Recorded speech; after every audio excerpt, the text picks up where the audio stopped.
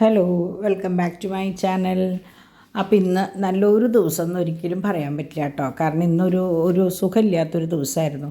കാരണം രാവിലെ എണീറ്റ് തന്നെ ഇതിപ്പോൾ നിങ്ങൾക്ക് കാണാം. സാധാരണ ഞാൻ എന്ത് വന്നാലും ഒരു 7-7:30 ഒക്കെ ആയിട്ടാണ് ഇവിടെ എല്ലാവരും എണീക്കാറുള്ളൂ കേട്ടോ. അങ്ങനെ വേണ്ടി വരാറുള്ളൂ. പക്ഷേ ഇന്ന് നല്ലോണം നേരത്തെ എണീറ്റു. കാരണം എന്താണെന്ന് വെച്ചാൽ രാത്രി 2 മണി തൊട്ട് ചാക്കോച്ചന് ഭയങ്കര ഒരു ചുമയും ചുമയല്ല നിർത്താണ്ടുള്ള കരച്ചിൽ. അപ്പോൾ ഇന്നലെ ഞങ്ങൾ കിടക്കുന്നതിന് മുമ്പ് ചെറുതായിട്ട് അവനൊന്ന് നീളി കേട്ടോ. അപ്പോൾ ഇത് മഴ പെയ്തിട്ട് മിറ്റം കിടക്കണതാണ് ഈ കാണുന്നത് കേട്ടോ. വളരെ കുറച്ച് ചെറിയ മഴ പെയ്തിട്ടുള്ളൂ എന്ന് തോന്നുന്നുണ്ട്.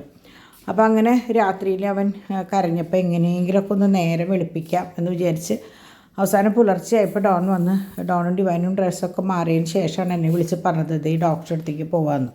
അപ്പോൾ എനിക്കും ആകെ ഒരു വിഷമമായിട്ടോ. കാരണം ചാക്കോച്ചന് ഇപ്പം നമ്മുടെ പാച്ചുവിന് വയ്യാന്ന് പറയണ പോലെ തന്നെ ചാക്കോച്ചനും വയ്യാണ്ടായി കഴിഞ്ഞാൽ ആകെ ഒരു വിഷമമാണ്. കാരണം ഹോസ്പിറ്റലൈസായ 2 പ്രാവശ്യം അങ്ങനെ കിടക്കേണ്ടി വന്ന കാരണം ഒരു പേടിയാണ്. അങ്ങനെ രാവിലെ പോയി വലിയ കുഴപ്പമില്ലാണ്ട് പ്രശ്നമില്ല, വലിയ ഗ്യാസിൻ്റെ ആവുമെന്ന് പറഞ്ഞിട്ട് കുഴപ്പമില്ലാണ്ട് കൊണ്ടുവന്നു. പക്ഷേ തോമുന് ഇന്ന് സ്കൂളിൽ വിട്ടില്ല, പ്ലേ സ്കൂളിൽ വിട്ടില്ല കേട്ടോ. പാച്ചു മിടുക്കനായിട്ട് അമ്മയുടെ കൂടെ പോയി, അപ്പാപ്പൻ്റെയും അമ്മയുടെയും കൂടെ പോയിട്ടോ. അങ്ങനെ ഉച്ചയ്ക്ക് പാച്ചുവും അമ്മയും വന്നു. പ്രത്യേകിച്ച് ചോറും കറികളൊന്നും വെക്കേണ്ടി വന്നില്ല. കാരണം ഇവരും പെൺകുട്ടികൾ 2 പേരും ചപ്പാത്തിയാണ് ഉച്ചയ്ക്ക്. അപ്പോൾ അവർക്ക് എന്തെങ്കിലും ഒരു കറി മതി. അപ്പോൾ ഇന്നലത്തെ മിനിയാന്നത്തെ ഒക്കെ കറികളിൽ ബാക്കിയുണ്ടായിരുന്നു. മസാലക്കറിയായിട്ടും എല്ലാത്തിൻ്റെയും ബീറ്റ്റൂട്ട് ഉപ്പേരി, പിന്നെ ഇന്നലത്തെ മുതിര, എല്ലാത്തിൻ്റെയും കുറേശ്ശെ ഉണ്ടായിരുന്നു. അപ്പോൾ അവർ ചാറ് കൂട്ടിയിട്ട് അത് കഴിച്ചു. ഇന്നലെ രാത്രിയിലത്തെ മസാലക്കറി പിന്നെ എന്തൊക്കെയോ ഉണ്ടായിരുന്നു, അത് കഴിച്ചു. ഞാനും ഡാഡിയും കുറേശ്ശെ ചോറുണ്ട് കേട്ടോ. അങ്ങനെ ഉച്ചയ്ക്ക് ഒരു 2-2:30 ആയപ്പോൾ വീണ്ടും ചാക്കോച്ചിന് തീരെ വയ്യാത്ത പോലെയായി. അങ്ങനെ ഞങ്ങൾക്ക് ആകെ ഒരു ടെൻഷനായി. അപ്പോൾ പാച്ചുവിന് പതുക്കെ റണ്ണിങ് നോസ്, നീരുവീഴ്ച പോലെ തോന്നി തുടങ്ങി. തോമൂന് നോക്കിയപ്പോൾ ചെറുതായിട്ട് പനിക്കണം. 3 കുട്ടികൾക്കും തീരെ വയ്യാത്തൊരവസ്ഥയായി. അപ്പോൾ നമുക്ക് ആകെ കുട്ടികൾക്ക് വയ്യാണ്ടായി കഴിഞ്ഞാൽ നമുക്ക് ആകെ ടെൻഷനാണ്. അപ്പോൾ ഡാഡിയും ഡിവൈനും കൂടി ചാക്കോച്ചനെ വേഗം തോമസ് ആൻ്റണീൻ്റെ ഇവിടെ മറ്റേ മരിയാപുരത്ത് ഹിൽ ഗാർഡൻസിൽ. അപ്പോൾ ഡോക്ടറെ വിളിച്ചപ്പോൾ ഡോക്ടർ എങ്ങനെയാണെന്ന് വെച്ചാൽ ഫോണിൽ സംസാരിച്ച് കാര്യങ്ങൾ ചോദിച്ചറിഞ്ഞ് വരണമെങ്കിൽ മാത്രം വരാൻ പറയും. അത് പൂച്ചട്ടിയിൽ ഇരിക്കുന്നുണ്ട്, എന്നാലും ആൾ വരേണ്ട സമയം പറയും. കുട്ടികളെയും കൊണ്ട് വരുമ്പോൾ അതനുസരിച്ച് കൃത്യമായിട്ട് പറയും. അപ്പോൾ അങ്ങനെ പറഞ്ഞ് ഡാഡിയാണ് കൊണ്ടുപോയത് കേട്ടോ. അപ്പോൾ ആ സമയത്ത് തോമു എണീറ്റ്, തോമു എൻ്റെ കയ്യിൽ, ഡിമ്പിളുടെ കയ്യിൽ പാച്ചു, അവരങ്ങോട്ടും പോയി. അങ്ങനെ ആകെ കൂടി എന്താ പറയുക, ഒന്നും ചെയ്യാൻ പറ്റാത്ത ഒരു ദിവസമായിരുന്നു ഇന്ന്. ഒന്നിനും പറ്റിയില്ല. അപ്പോൾ അത് കഴിഞ്ഞ് വന്നതിന് ശേഷം ഞാൻ പറഞ്ഞു, നിങ്ങളൊക്കെ കിടന്ന് ഉറങ്ങിക്കോ. കാരണം ഡിവൈനൊക്കെ നടന്നുറങ്ങുകയാണ്. കാരണം തലേ ദിവസത്തെ ഇന്നലെ രാത്രിയിലത്തെ തൊട്ടുള്ള അവൻ്റെ കരച്ചിലിൻ്റെ ഉറക്കം, അതിൻ്റെ ഒപ്പം തന്നെ ഇവൻ കരയുമ്പോൾ തോമു എണീക്കുക. തോമുവിനെ വെച്ചാൽ ഒരു ശബ്ദം കേൾക്കാൻ പാടില്ല ഉറങ്ങാനായിട്ട്. അപ്പോൾ അവൻ എണീറ്റു, അവൻ്റെ കരച്ചിൽ. അപ്പോൾ ആകെ കൂടെ ഇന്നലെ അവർ 2 പേരും ശരിക്കും ഉറങ്ങിയിട്ടില്ല. അപ്പോൾ ഞാൻ പറഞ്ഞു, നിങ്ങൾ സുഖമായി കിടന്ന് ഉറങ്ങിക്കോ എന്ന് പറഞ്ഞിട്ട് ഞാൻ പതുക്കെ ഓർണമെൻറ്റ്സിൻ്റെ, നമുക്ക് നമ്മളുടെ കാര്യങ്ങൾ പറഞ്ഞവർക്ക് എത്തിച്ചു കൊടുക്കാണ്ട് പറ്റില്ലല്ലോ. അങ്ങനെയൊക്കെ ഫ്രീ ആയി കഴിഞ്ഞപ്പോൾ ഞാനും ഡാഡിയും കൂടി കുറച്ച് നേരം ഇരുന്നു. ഈ കുട്ടികളെ ഒന്ന് സ്വസ്ഥമായി എന്ന് കണ്ടപ്പോൾ ഉച്ച തിരിഞ്ഞപ്പോഴേക്കും എല്ലാവർക്കും സമാധാനമായിട്ടോ. അപ്പോൾ ഡിവൈൻ ഇരുന്നിട്ട് ഡിവൈൻ എടുത്തതാണ് കേട്ടോ ഈ ഫോട്ടോസ് മുഴുവൻ. കാരണം വിഷു അല്ലേ വരണേ. അപ്പോൾ വിഷുവിന് വീണ്ടും ഈ ട്രഡീഷണൽ ഓർണമെൻറ്റ്സ് ആണല്ലോ വരിക. അപ്പോൾ ഡിവൈൻ പറഞ്ഞു, ഡിമ്പിൾ കിച്ചണിലേക്ക് പോയി. ഡിവൈൻ ഫോട്ടോസ് ഈ സെക്ഷൻ എടുക്കാൻ നിന്നു.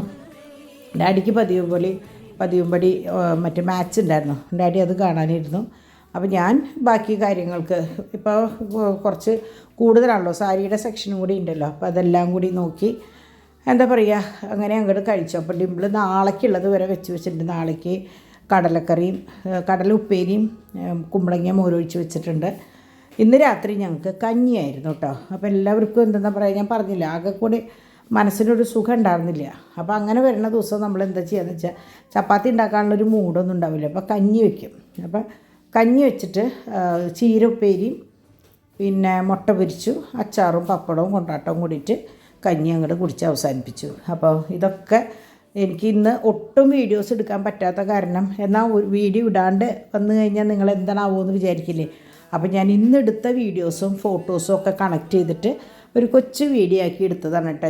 എനിക്ക് ഇങ്ങനെയൊക്കെ ചെയ്യാൻ അറിയുള്ളൂ കേട്ടോ. അപ്പോൾ അതുകൊണ്ട് നിങ്ങൾ എന്താ പറയുക, ഇതൊക്കെ വിഷുവിന് വന്നിട്ടുള്ള ഓർണമെൻറ്റ്സാണ്, കളക്ഷൻസാണ് കേട്ടോ. ഒക്കെ എന്താ പറയുക, വിഷുവിന് അനുബന്ധിച്ചുള്ള സംഭവങ്ങൾ ചെറിയ ചെറിയ ടൈപ്പും വലിയ ടൈപ്പും കുട്ടികളുടെ ഒക്കെ വന്നിട്ടുണ്ട് കേട്ടോ. അപ്പോൾ അങ്ങനെ ഇന്ന് ഒരു 11 മണിയൊക്കെ ആയിട്ടുണ്ട്. ഞങ്ങൾ കുട്ടികളുടെ മേളവും കാര്യങ്ങളും അതിൻ്റെ ഇടയിൽ ഒന്ന് നമ്മൾ പറയില്ല, ഇടയ്ക്കിടയ്ക്കൊന്ന് പനി നോക്കും കുട്ടികൾക്ക് ഒക്കെ നോക്കി.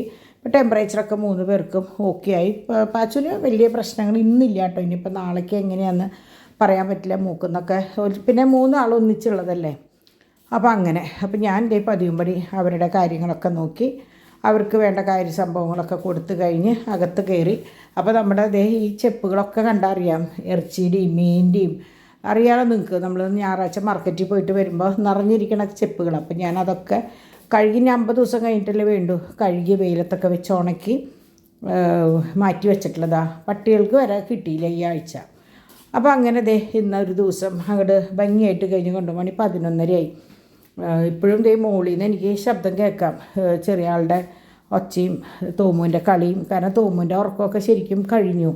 അപ്പോൾ അതുകൊണ്ട് തോമു കളിക്കും. അപ്പോൾ ഇന്ന് വീണ്ടും ഡിവൈനും ഡോണും ശരിക്കും ഉറക്കമുണ്ടാവാൻ യാതൊരു ന്യായമില്ല. അപ്പോൾ ഇതാണ് കേട്ടോ കടല.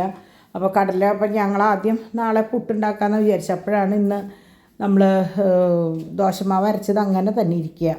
ഇന്ന് വെള്ളയപ്പമായിരുന്നല്ലോ, വെള്ളയപ്പം മുട്ടക്കറിയായിരുന്നു. അപ്പോൾ ദോശമാവ് അങ്ങനെ തന്നെ ഇരിക്കുക. അപ്പോൾ ഞാൻ പറഞ്ഞു ഇനി അത് പിന്നേക്ക് വെക്കാം. അപ്പോൾ ഫ്രിഡ്ജിൽ സേഫായിട്ടായിരിക്കണം, ഒരാഴ്ചക്കൊക്കെ ഇരിക്കുമെങ്കിലും ഞാൻ പറഞ്ഞു വേണ്ട, അതെടുത്ത് നമുക്ക് നാളെ രാവിലെ ഉണ്ടാക്കാം, കടല ഉപ്പേരി വയ്ക്കാമെന്ന് പറഞ്ഞിട്ട് അങ്ങനെ വെച്ചപ്പോൾ കുക്കിങ്ങിൻ്റെ ഡിപ്പാർട്ട്മെൻറ്റ് ഡിമ്പിളിലാണ് കേട്ടോ. അപ്പോൾ അതുകൊണ്ട് എനിക്കൊന്നും അറിയണ്ട. അപ്പോൾ ഞാൻ വന്ന് രാത്രി ഇവരൊക്കെ പോയതിന് ശേഷം ഞാൻ ഹോളും കാര്യങ്ങളൊക്കെ ഒതുക്കിയിട്ടു.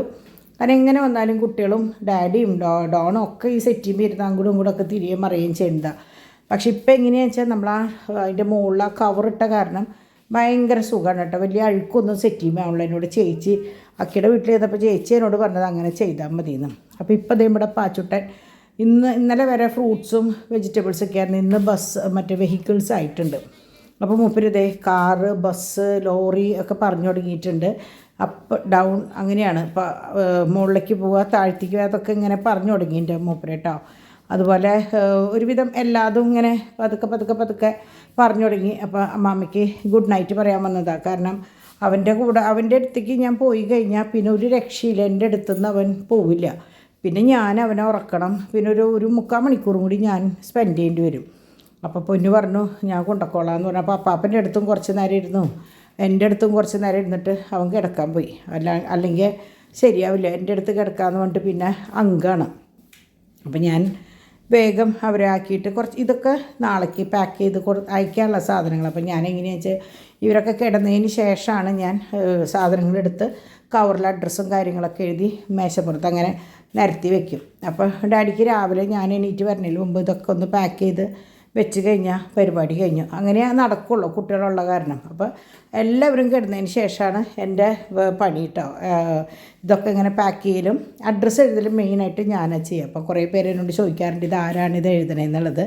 ഞാൻ തന്നെയാണ് കേട്ടോ. അപ്പോൾ ഇത് ഈ ഫോട്ടോസ് എനിക്ക് തോന്നുന്നു ആരോ സ്ക്രീൻഷോട്ട് അയച്ചത് ഇതിൽ വന്നേക്കണമെന്ന് തോന്നുന്നുണ്ട്, ഡ്രീം കളക്ഷൻസ് എന്ന് പറഞ്ഞിട്ട്. അപ്പോൾ അതെന്തോ തെറ്റി വന്നിട്ടില്ല. എൻ്റെ എല്ലാ വീഡിയോസിലും നിങ്ങൾക്കറിയാം എന്തെങ്കിലുമൊക്കെ തെറ്റി വരും, എന്താ ചെയ്യുക. അപ്പോൾ ഇതൊക്കെ ഇപ്പോൾ വന്നിട്ടുള്ള വളകൾ പോകുന്നതാണ് കേട്ടോ. ഇതിലിപ്പോൾ 2.6ഉം 2.8ആണ് ഉള്ളത്. അതുപോലെ ഈ കൊന്ത ഇതൊക്കെ നല്ല കളക്ഷനാണ് കേട്ടോ. ഈ കൊന്തയൊക്കെ നല്ല ഭംഗിയുള്ളതാണ്. ഇപ്പോൾ ഈ കൊന്ത മെയിനായിട്ട് പോണത് എന്താണെന്ന് വെച്ചാൽ കുറേ ബർത്ത്ഡേകൾക്കൊക്കെ ഞാൻ അയച്ചു കൊടുക്കാമെന്ന് പറഞ്ഞപ്പോൾ കുട്ടികൾക്കൊക്കെ ഭയങ്കര എളുപ്പമായി. അവർ 60-ാം വയസ്സ് പിന്നെ അപ്പാപ്പന്മാരുടെ ബർത്ത്ഡേ അങ്ങനെയൊക്കെ വരുമ്പോൾ ഇപ്പോൾ എന്നോട് കൊന്ത അയച്ചു. പ്രത്യേകിച്ച് ഇപ്പം നോയമ്പിൻ്റെ സമയമല്ലേ, അപ്പോൾ എല്ലാവരും കൊന്തയാണ് ഗിഫ്റ്റ് കൊടുക്കാനായിട്ട് അയച്ചു കൊടുക്കാൻ പറയുന്നത് ബർത്ത്ഡേ ആയിട്ട്. അപ്പോൾ അതുകൊണ്ട് തന്നെ എന്താ പറയുക, കൊന്തയാണ് കൂടുതലായിട്ട് ഇപ്പോൾ പോണത് കേട്ടോ. അപ്പോൾ അങ്ങനെ ഇന്നത്തെ ഒരു ദിവസം ഇങ്ങനെ അങ്ങോട്ട് കഴിഞ്ഞു. അടുത്ത നല്ലൊരു വീഡിയോ ആയിട്ട് ഞാൻ നാളെ വരാം കേട്ടോ. അതുവരേക്ക് എല്ലാവർക്കും ബൈ.